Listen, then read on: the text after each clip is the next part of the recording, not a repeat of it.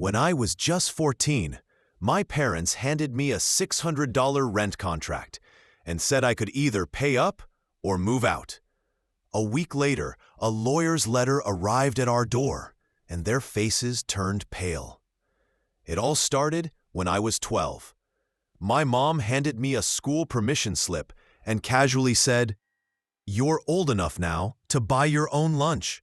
We're not made of money, and it's time you understand the value of hard work."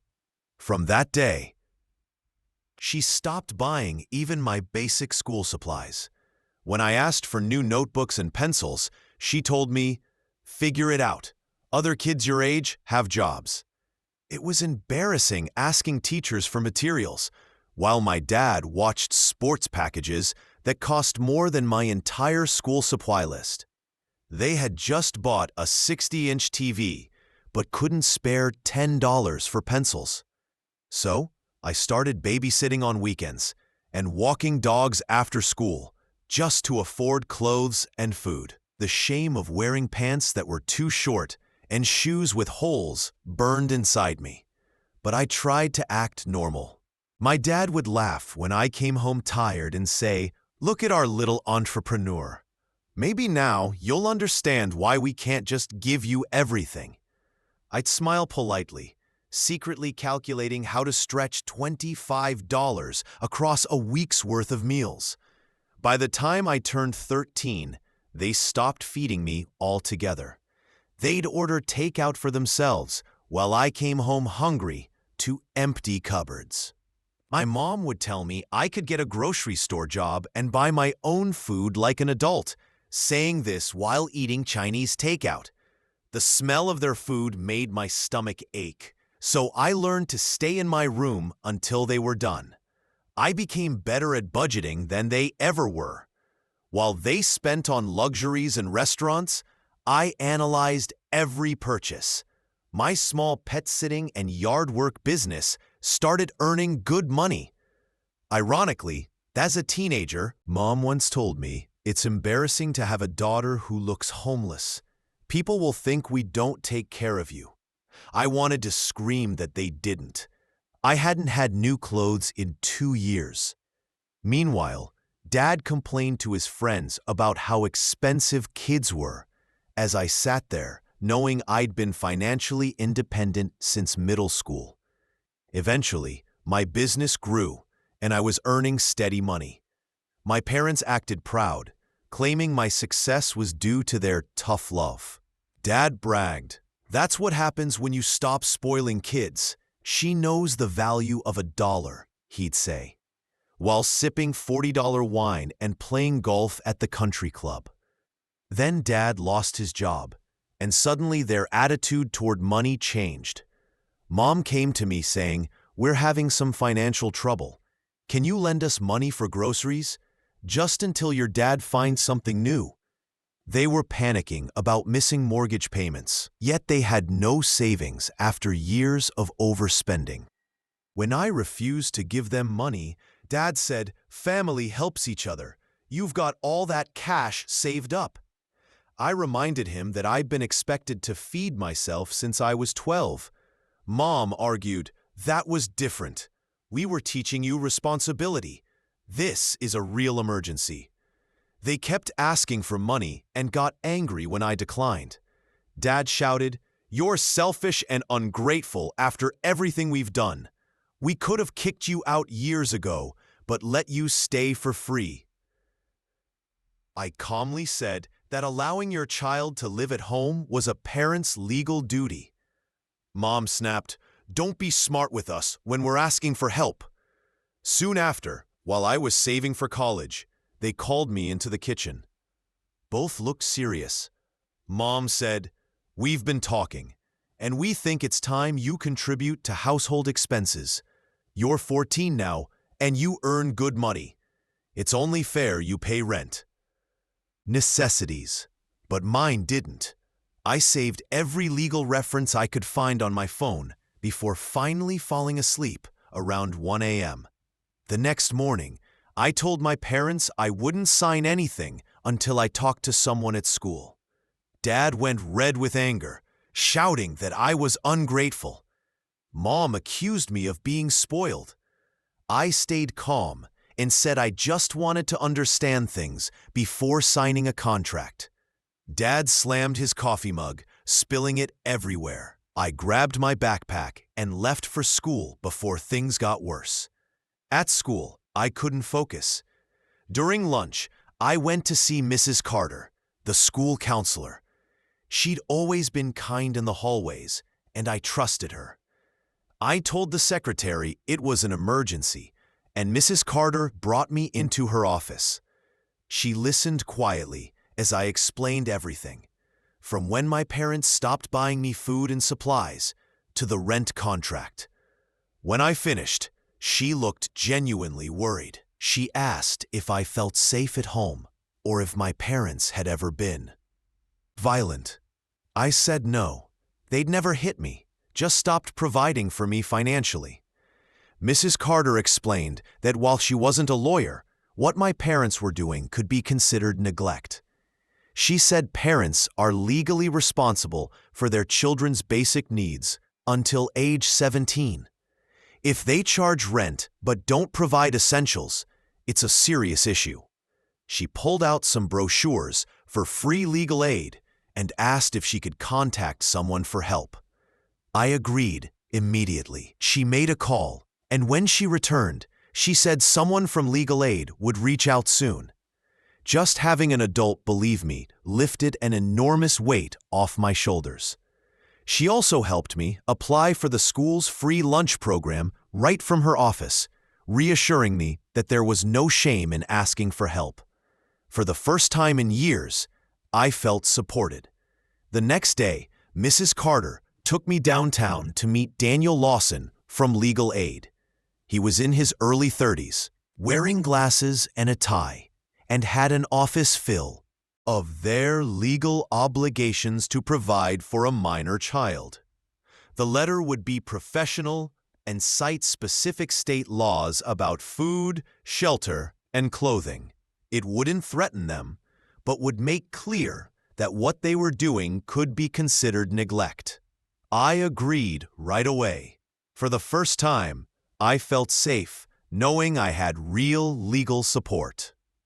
He printed information about my rights, told me to keep collecting evidence, and gave me his direct number in case things escalated.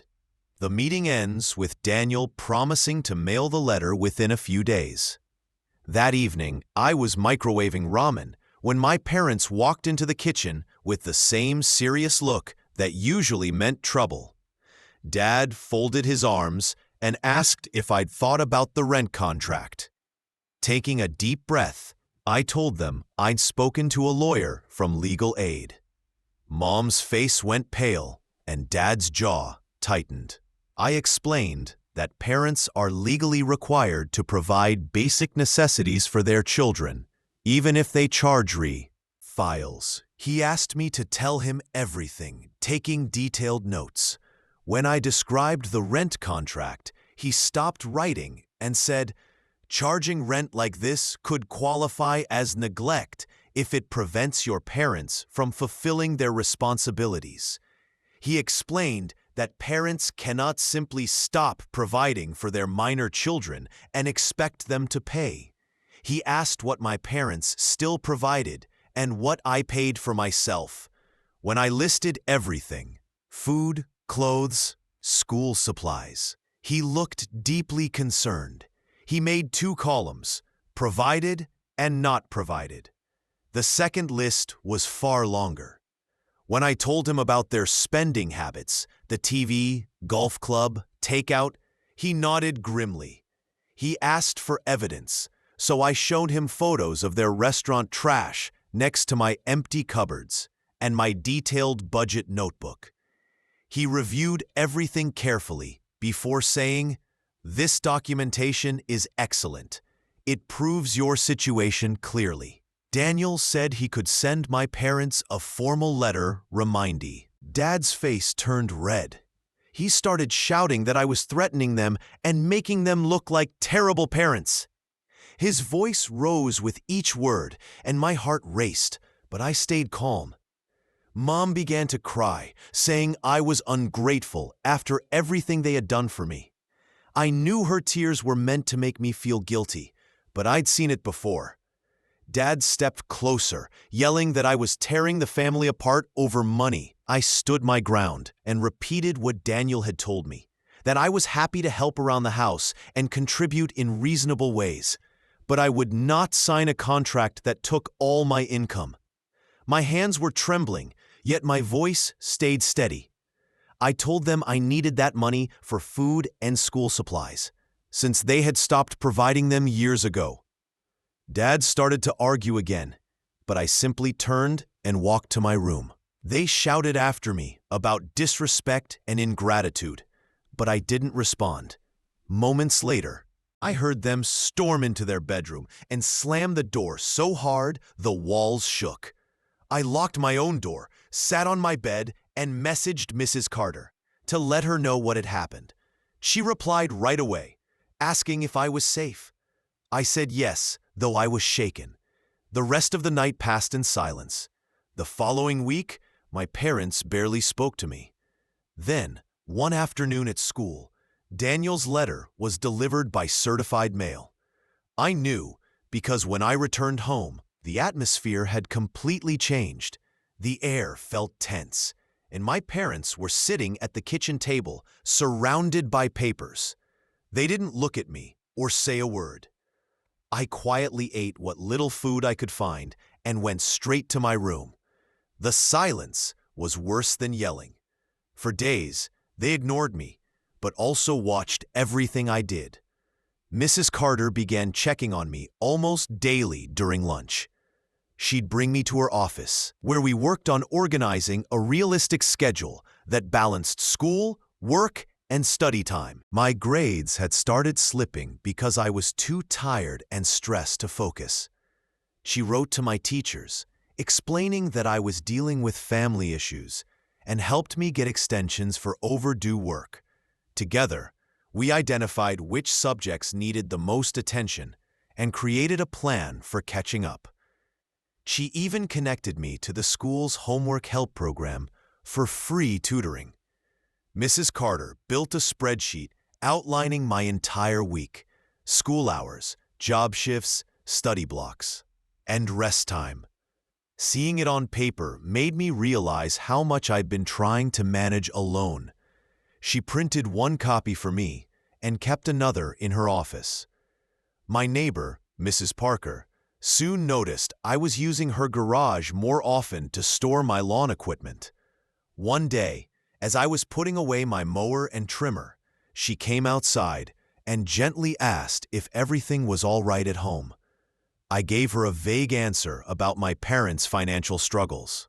She looked at me thoughtfully, but didn't press for details. After a pause, she said I was welcome to store all my tools in her garage permanently instead of occasionally.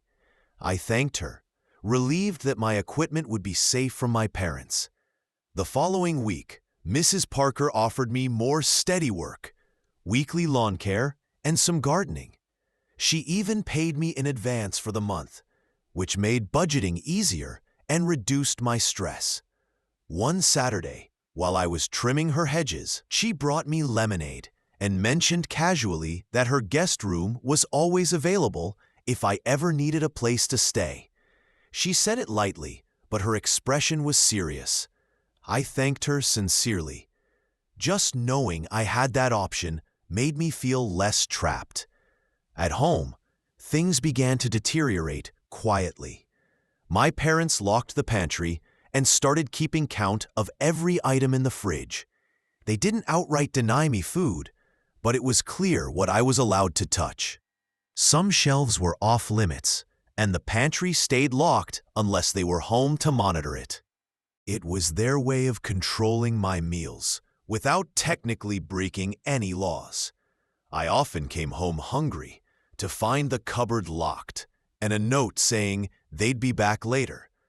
The smell of their leftovers filled the kitchen, but I wasn't allowed to touch them.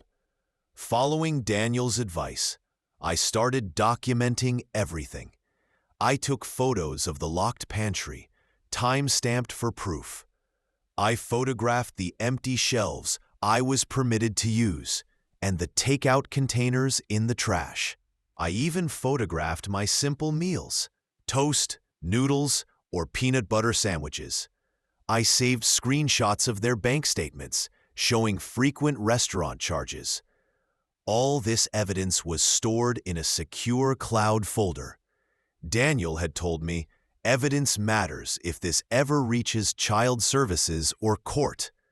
I never imagined collecting proof against my own parents. Yet there I was, documenting my home life like an investigator.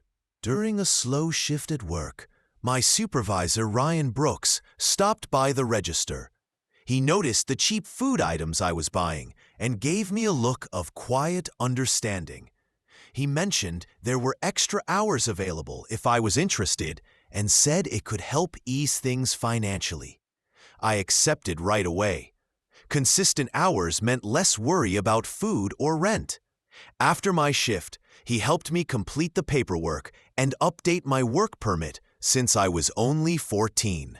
The new schedule added a few weekday evenings and full weekends, giving me reliable income. But it also left less time for schoolwork, and I fell behind in 2 subjects. Mrs. Carter noticed me dozing off during study hall and called me aside. When I explained about my new hours, she didn't scold me or tell me to quit. Instead, she helped create a study plan using my breaks and lunch periods to catch up. She even arranged further assignment extensions with my teachers. A few days later, I came home from work to find Dad waiting in the driveway, arms crossed. Before I even got out of the car, he started shouting that he knew I was getting free lunch at school. Someone from church must have told him because he knew details I hadn't shared. He accused me of embarrassing the family and making them look like parents who couldn't feed their own child. I tried to walk past him, but he blocked my path, ranting about how people at church were gossiping about us. His voice kept rising until Mrs. Parker's porch light turned on. She came out and stood watching, arms crossed. Dad noticed her and lowered his voice, but his jaw was tight with anger. He told me the discussion wasn't over and slammed the door behind him, shaking the windows. That weekend, I came home after mowing lawns to find my equipment dumped in the middle of the yard, drenched from rain. My parents claimed they needed the garage space and didn't realize it would rain. My mower wouldn't start, and when I checked, the engine was water damaged beyond repair. I sat on the wet ground, staring at the ruined machine.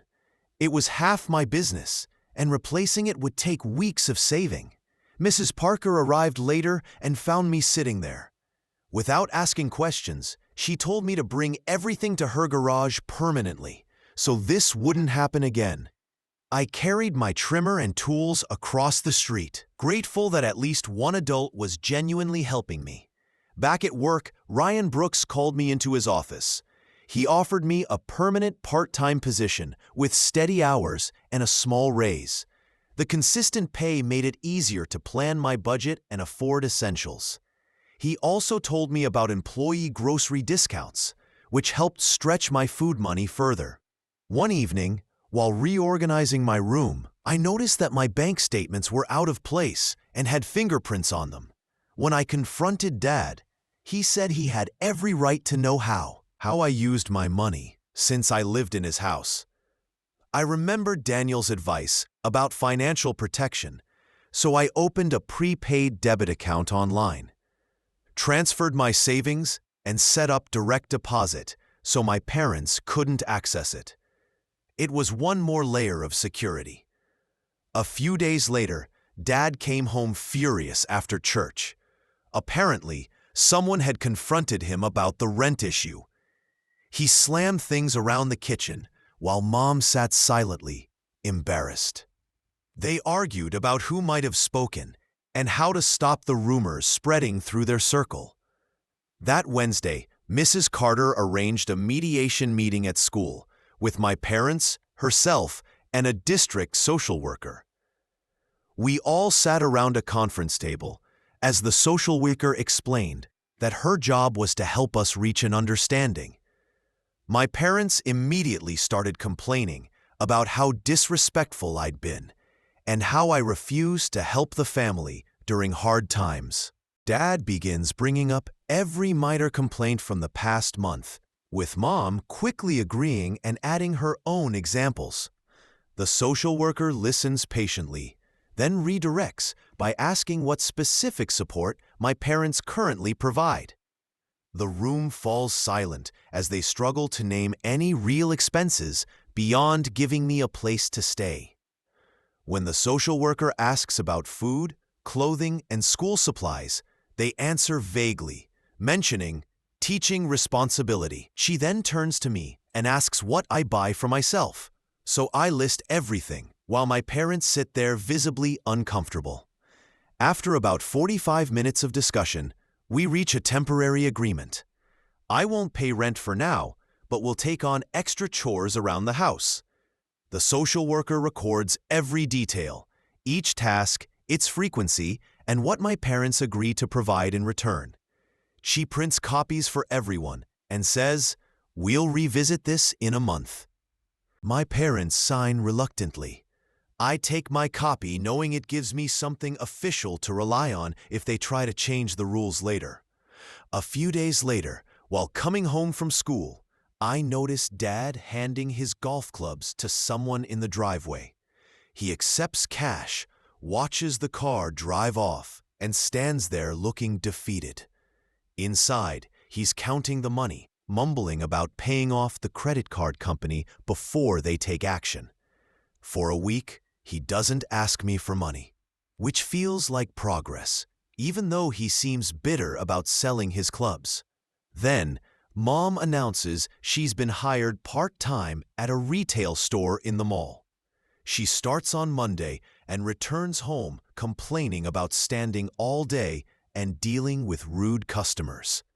Every evening after work, she talks about her sore feet and exhaustion. But it's strange, almost surreal. She cooks simple meals like spaghetti, rice and beans, or chicken with vegetables. It's not fancy, but it's filling, and it means I'm no longer eating peanut butter sandwiches alone while they eat out. We even begin eating dinner together again. One night, while washing dishes, Mom mentions how strict her parents were with money. She says they made her track every cent and rarely let her buy anything for fun. It isn't an apology, and she doesn't connect it to how she's treated me, but it's the closest she's come to explaining her behavior. I simply nod and keep drying dishes, unsure what to say. Soon after, Dad gets called for an interview at a warehouse. His attitude shifts completely. He's suddenly upbeat, talking about pay and benefits while browsing the company's website. The tension at home eases slightly while we wait for news. I use some of my earnings to repair my lawnmower, which has been acting up. The mechanic fixes it, and I invest in better, longer-lasting tools, including a new trimmer. When Mrs. Parker sees me unloading them, she offers to help me organize her garage so all my equipment is in one place. We spend Saturdays setting up shelves and labeling everything. She even makes a weekly client board to track my jobs. At work, my supervisor, Ryan Brooks, begins teaching me about payroll and taxes during slower hours. He explains how to read my pay stub, manage deductions, and plan for larger expenses.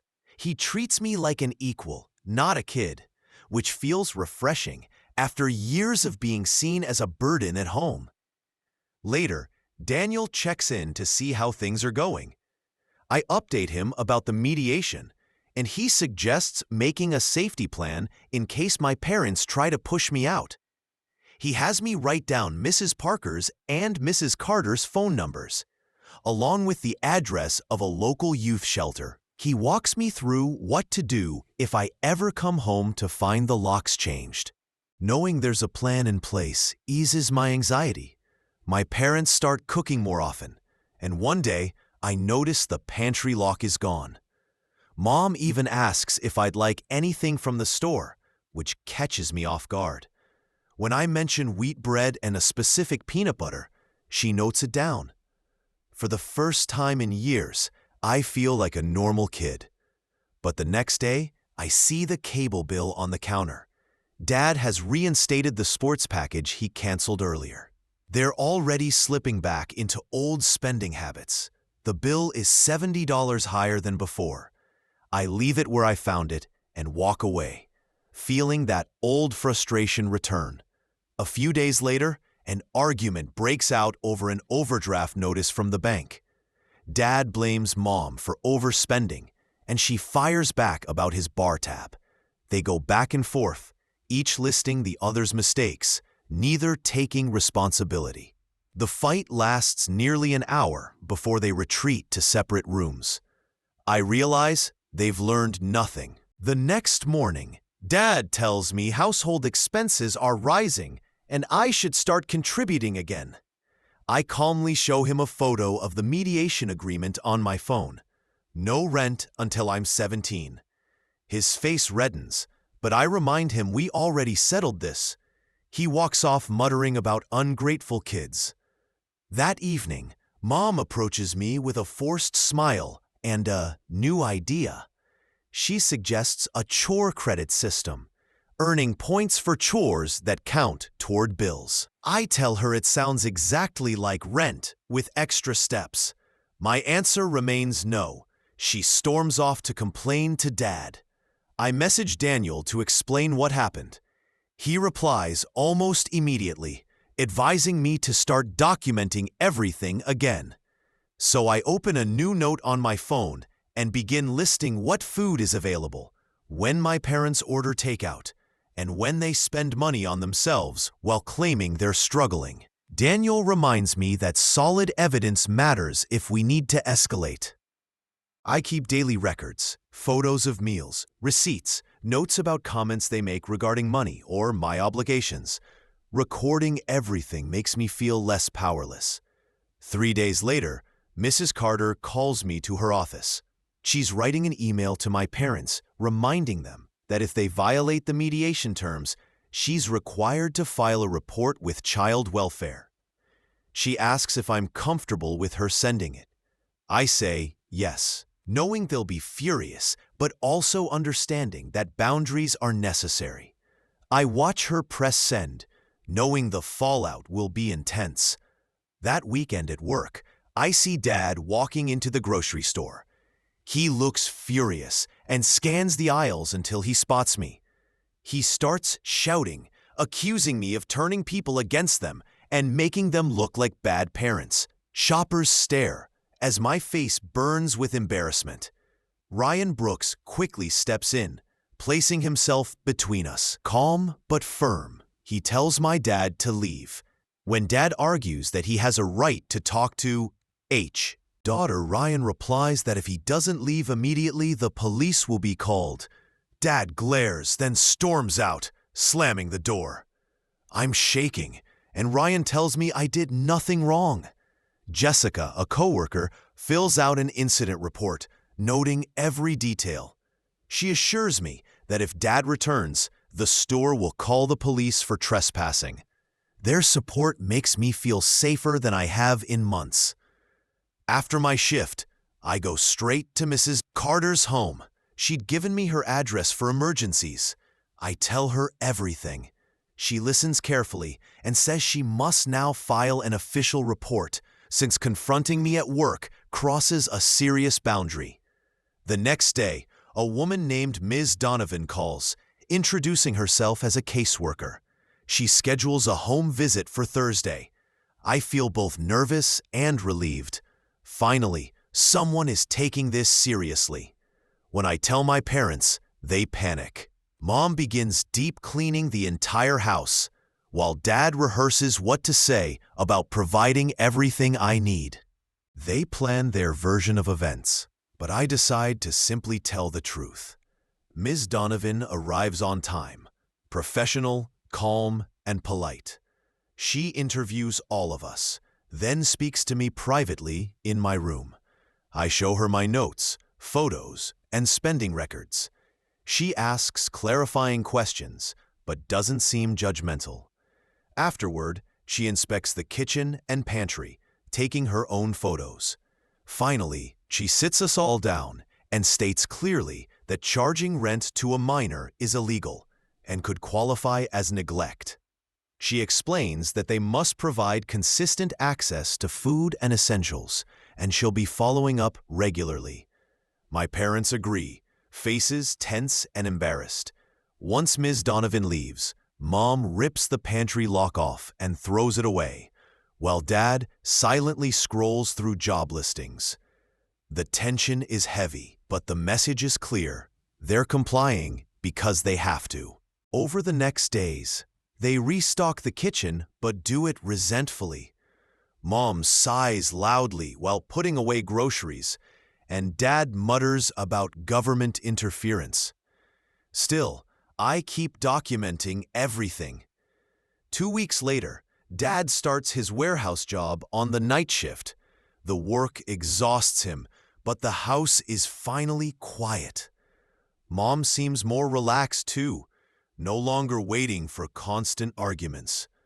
One afternoon, I come home to find her at the kitchen table surrounded by worksheets from a financial literacy class offered at her job. She asks me for tips on budgeting. For the first time, we talk about money calmly. It's not perfect, but it's progress. Life gradually becomes stable.